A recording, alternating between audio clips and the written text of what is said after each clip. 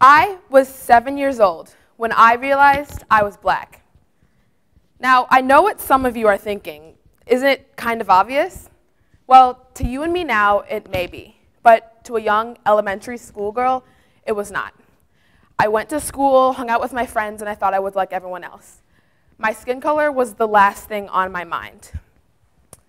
While the idea of race was put into my head at a young age by my parents, what it truly means to be black was not. This was something that could not be taught, and this was something that I had to discover on my own.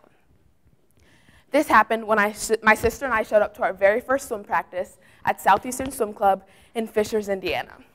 It was a bright, sunny summer day, and everyone was so excited to get started.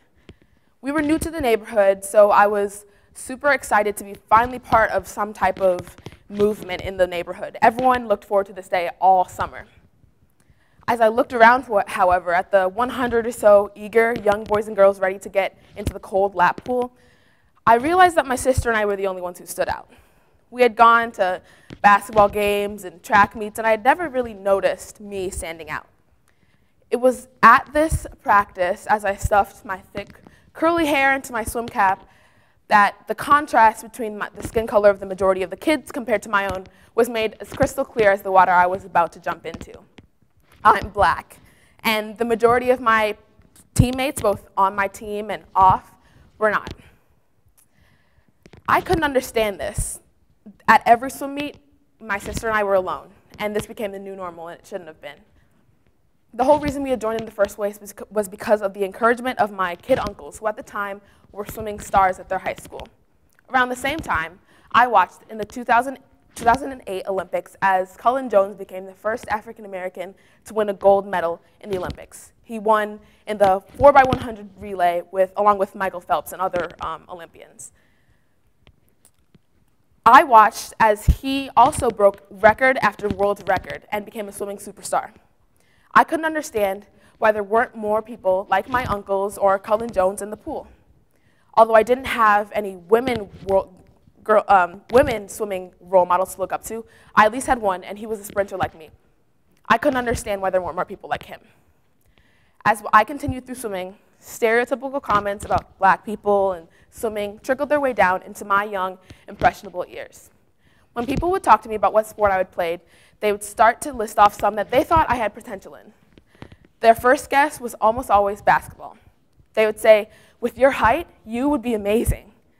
Well, after I denied being a basketball star, their next guess was often tennis. And although my dad did want my sister and I to be the next Venus and Serena, we had given up on that a while ago. Hand-eye coordination, it wasn't good. So after I would finally get around to admitting to being on the swim team, surprise almost always followed. "Oh, you can swim, you're on the swim team, good for you." Even my own family members shared similar surprise and would joke about how my uncles and I were like the black sheep of the family.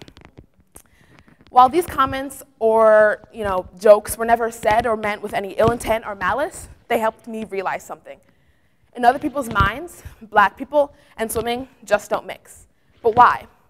I couldn't understand why I wasn't being taken seriously as a swimmer.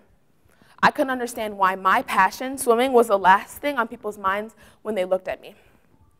Now, with some questions in mind, I could start moving towards finding an answer. I started by talking to my parents and doing some research on my own.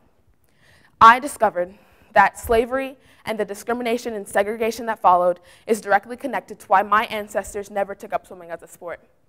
Fear, intimidation, and lack of access to clean and safe pools made my grandparents afraid to get in the pool and learn how to swim. And if your own parents don't know how to swim, there is only a 13% chance that you will ever learn how, creating an endless cycle that only some can break. In fact, 60 to 70% of African Americans don't know how to swim, and the drowning rate for African American children is 3 times that of white children.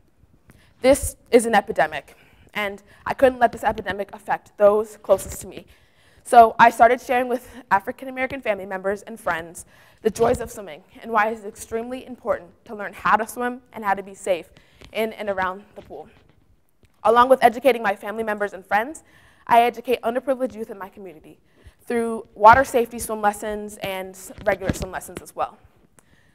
So throughout this this learning and teaching process, along with the research, I learned a great deal not only about myself, but about society as well. The joke about black people in swimming is practically part of the culture. I would come across movies and TV shows and even YouTube videos where the joke was casually being thrown around. I even had people tell me that there is a scientific reason why I can't float or swim. Apparently, black people's bones are just too dense. My response was always, well, then what about me?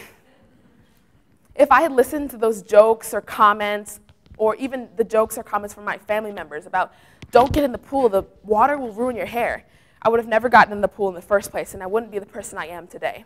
Besides, I'm not afraid to get my hair a little wet. So through this whole process, I learned a great deal about myself as well. I learned to define myself on my own terms, outside of society's view of what I should and shouldn't do as a black person. I also resolve every day to not let society's view of what I should and shouldn't do define what I actively pursue. And so should you. I discovered that I'm not a person who can stand by and let the discrimination that my people faced during and after slavery happen now. Although I can't single-handedly solve racism, I discovered the type of power I do have to be a role model for change in and out of the pool. In high school, I took a lead role in starting up our school's first ever swim team, and the numbers continue to grow each year. I walk the halls looking for new recruits, but especially kids of color.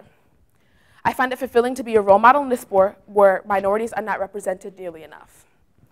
Although I'm capable of traditional kinds of leadership, like starting the swim team, I find it most fulfilling to simply lead by example, and I find this to be most effective. I'm extremely proud when little black girls come up to me at swim meets, just excited, their eyes glistening, just wanting to say hello or wish me luck before my event. I see myself in them. I remember watching in the 2016 Olympics as Simone Manuels became the first African-American woman to win a gold medal. And so should you have maybe remembered that. So just imagine that. In my lifetime, I not only watched the first male win a gold medal, but I also watched the first female. And I can't wait to see seconds and thirds and fourths. In those little girls, I see myself, and in their words, I hear what they really mean. They are glad to see someone with their curly hair and skin tone in a sport that they too are going to love just as much as I do. And I hope that they find the same empowerment that I did in swimming. Thank you.